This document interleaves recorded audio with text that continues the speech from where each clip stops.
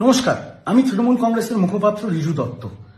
আপনারা সকলেই জানেন 4 মে বাংলার বিধানসভার ফল বেরিয়েছে। বাংলার মানুষ দুহাত তুলে বিজেপিকে আশীর্বাদ করেছে এবং বাংলায় পরিবর্তন হয়েছে। আগামী 9 মে নতুন সরকার গঠন হবে বাংলায়।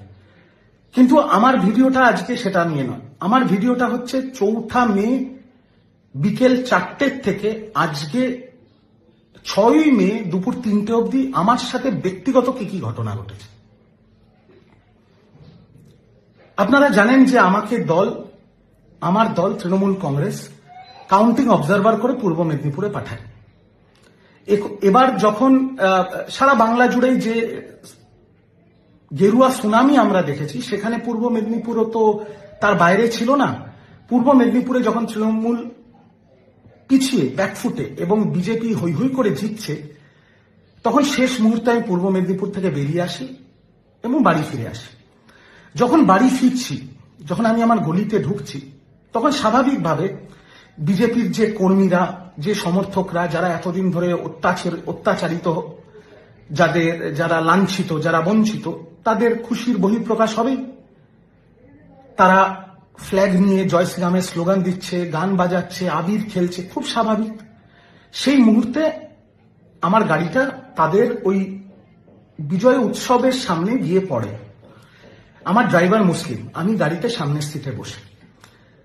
আপনাদের বলতে চাই, আমি এটা না বললে, মানে এই কথাগুলো, বিগত 1.5-2 দিনের কথাগুলো না বললে পাপ হবে। আমার মণ্ডল সভাপতি সেই সময় যদি সে চাইতো, আমার গায়ে আবির লাগিয়ে দিতে পারত, আমার গাড়ি ভাঙচুর করতে পারত, আমার মুসলিম ড্রাইভারকে মারতে পারত, আমাকেও চত্থাপ্পড় মারতে পারত। কিন্তু তারা কি করেছে? সে এসে আমার সাথে হাত মিলিয়েছে, আমার গায়ে গেরুয়া আবিরটা পর্যন্ত দেয়নি। উল্টে বিজেপির ছেলেগুলো বলেছে, একটু রাস্তাটা খালি কর, রিজুদার গাড়িটাকে বার করে দে। নাম্বার 1। নাম্বার 2, 4 তারিখ বিকেল 5টার পরে যারা স্বঘোষিতভাবে বিজেপি হয়ে গেছে, যারা সবাই তৃণমূল ছিল এখন স্বঘোষিতভাবে বিজেপি হয়ে গেছে, ফেসবুকে এখন জয় শ্রীরাম লিখছে,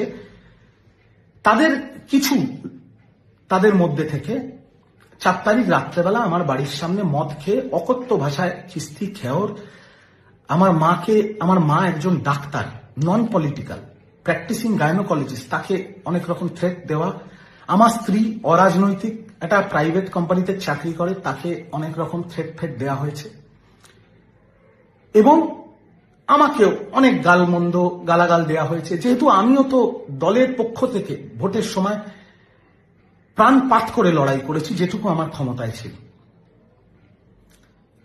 এবং তারপরে আমি আমার পরিবারের সুরক্ষার জন্য, আমার সার্ভাইভালের জন্য দলের মুখপাত্র হওয়ার সুবাদে বিজেপির অনেকের সাথে আমার ভালো সম্পর্ক ছিল, যারা এখন সবাই বিধায়ক হয়েছে, তাদেরকে আমি ফোন করি।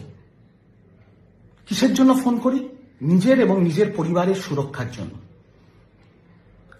এবং আমি স্পষ্টভাবে বলতে চাই যে বিজেপির এত ব্যস্ততা, 9 তারিখ তাদের শপথ গ্রহণ, প্রতিটি বিজেপির বিধায়ক যাদের আমি ফোন করেছি, তারা 2টো রিংয়ের মধ্যে আমার ফোন ধরেছে।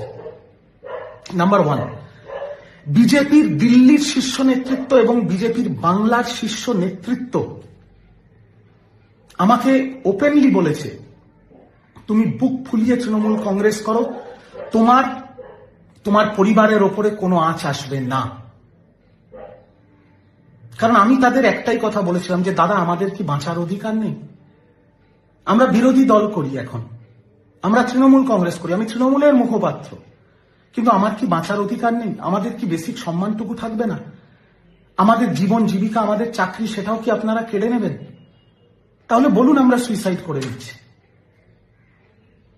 তখন বিজেপির সর্বস্তরের দিল্লি এবং বাংলার শীর্ষস্থানীয় নেতৃত্ব, আমি তাদের নামটা নিচ্ছি না, তারা এক কথায় বলেছে, তোমার উপরে বা তোর উপরে কোনো রকম প্রবলেম হলে আমাকে ফোন করবি। এবং তারা বারংবার হোয়াটসঅ্যাপে খোঁজ পর্যন্ত নিয়েছে, কোনো প্রবলেম হয়নি তো? এটা যদি আমি না বলি, আমি পাপ করব।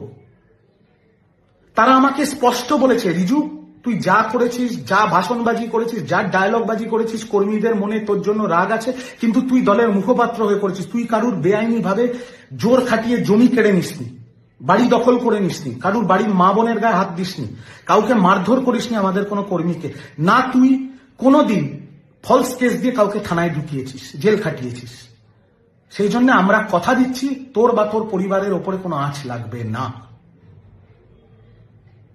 এবং আমি আজকে বলছি, এই 6 তারিখ দুপুর 3টের সময় আমার বাড়িতে একটা পাথর পর্যন্ত, কেন একটা পাথরের কোনা পর্যন্ত কেউ মারেনি।